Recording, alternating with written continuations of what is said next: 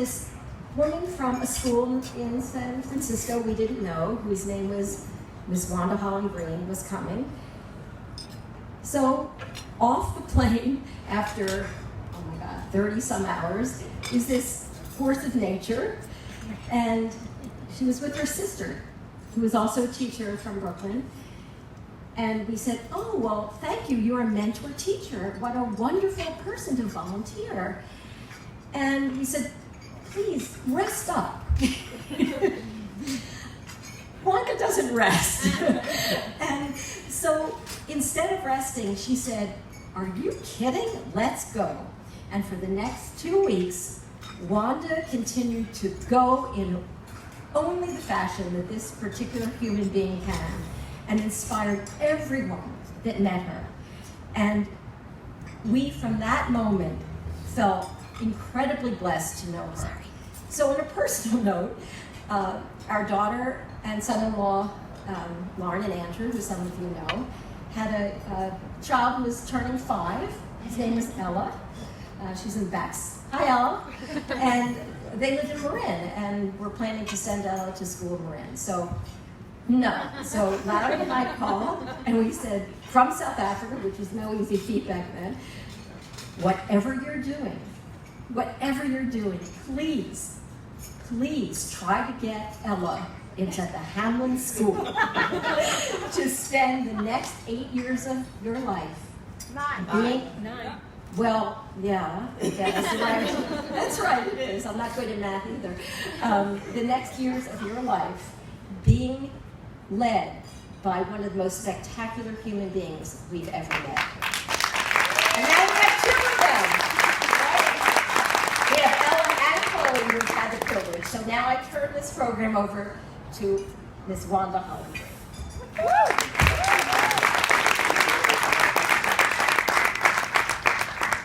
Great is thy faithfulness, O God, my Father.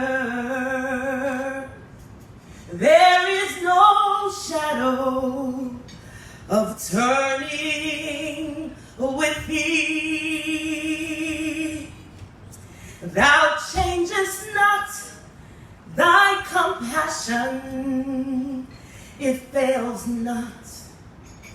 As thou hast been, thou forever will be.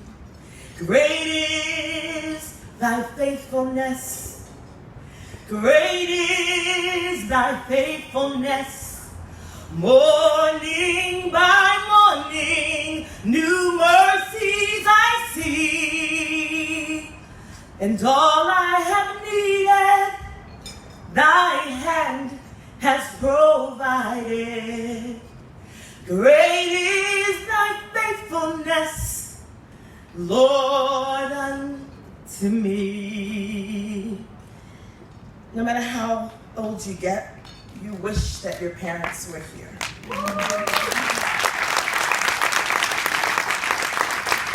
And my mother and father, James David Holland and Juanita Holland, who are with me in my spirit but not in the physical world, taught me that hymn when I was a very little girl.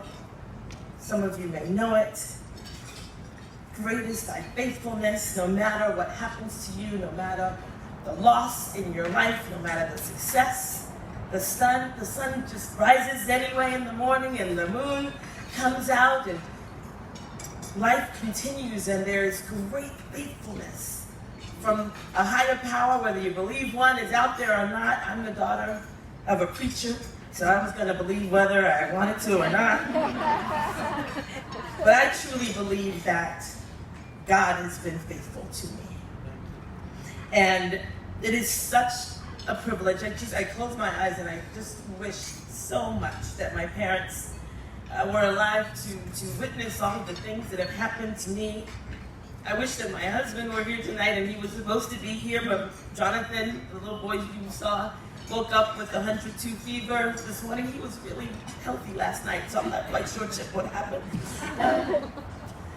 But I know for sure that my parents are here, and the girls know that I like to bring people into a room with song, and I bring my parents tonight into this room to celebrate with me this incredible honor from Teach with Africa. Thank you. I am deeply, deeply humbled by it all.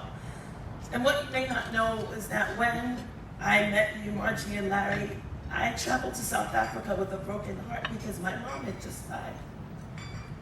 And so that trip, the reason why Donna and I were there was to be together in a way that would be healing for us.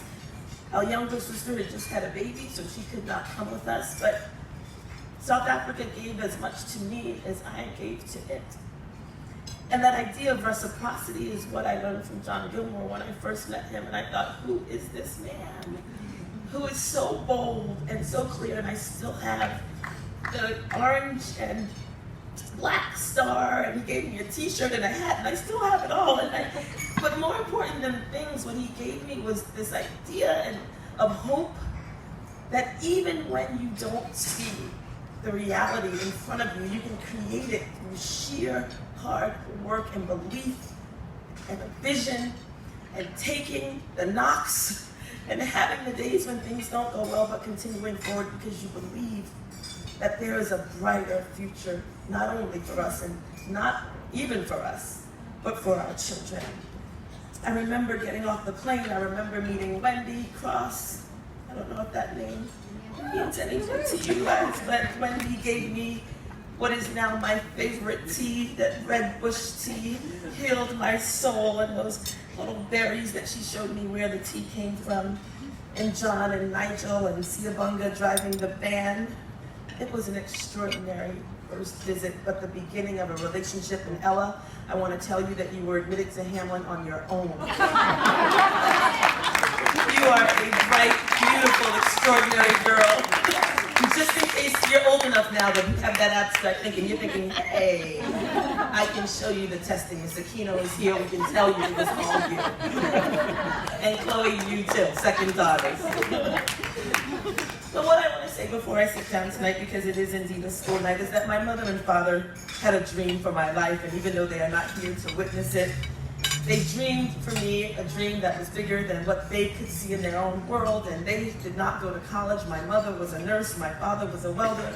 I graduated from Columbia. In fact, last week I was sitting in this very room because I'm a member of the Columbia University Board, and we were having our board retreat in this room, so there are no coincidences.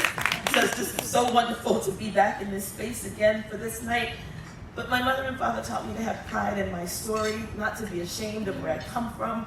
I put myself through college. I didn't grow up with much, but we had church and we had school. As far as my father was concerned, that's all I needed.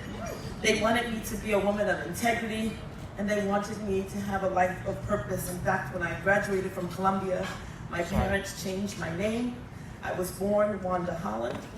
And when I stood on the steps of Columbia University in 1989, and I took my greeting card into my hands, and back then in the 80s, if you got a greeting card, you were only expecting one thing, which was money. Cash. And in my card was a birth certificate. And I thought, oh my, what are they about to tell me? And my parents had my name legally changed to Wanda Marie Holland because Marie was the name I called myself when I was 2 and 3 and 4 and 5 years old, when I pretended to be a teacher. And Miss Marie would walk around the room and check her sister's coloring books and tell everyone what to do. And I carried around my Fisher-Price portable green board. I don't know, I'm now really dating myself. I just turned 50. And you would slide the bottom back and forth, and there were magnetic letters, and I was telling people what to do. And I had my own school. And Miss Marie, when she came out, everybody needed to listen. And my parents decided to give me the name that I pretended to be, that vision that I had even as a young person, that I knew I wanted to be a teacher. I knew I wanted to influence my girls, my babies back there. I knew what I wanted to do, and I worked hard to achieve it, and with their prayers and with my work, I graduated in 1989 and then went on to graduate school. And I'm so proud of my story because I didn't come from the Ivy League. But I sure sit around that table right now as if I belong there, and I do belong there. I do belong there.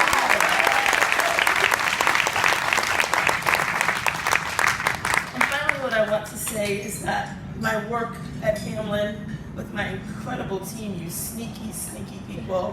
I'm like, where did you do that? When did you go through all that? But the teachers and Bella, and we just harness our energy every day, and particularly on this day. I could tell you stories about what happened today at school.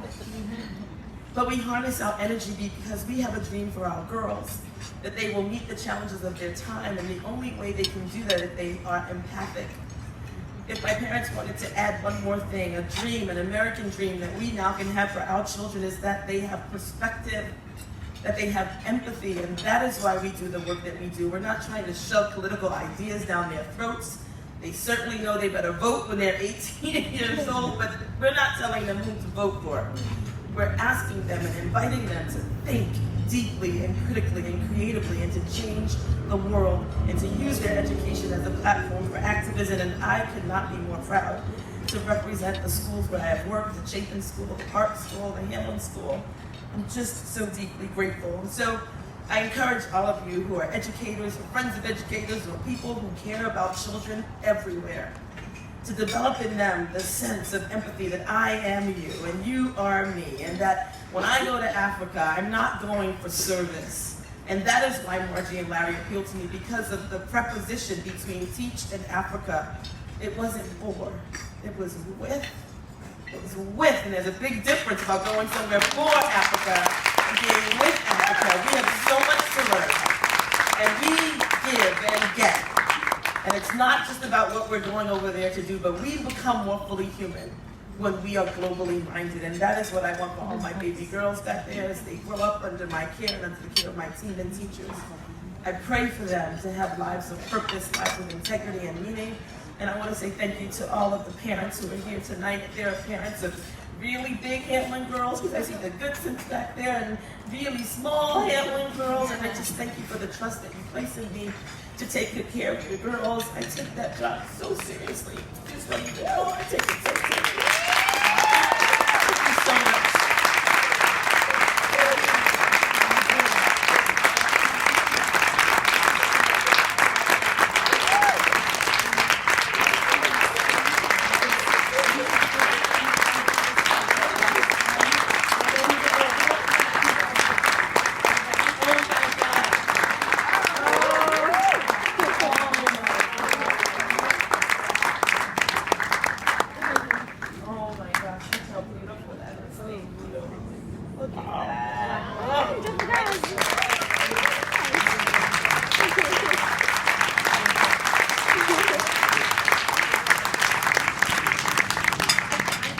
This summer in Hamlin or in your house or somewhere where you will see it every single day. It matches her office, she said. Cliff wants another picture.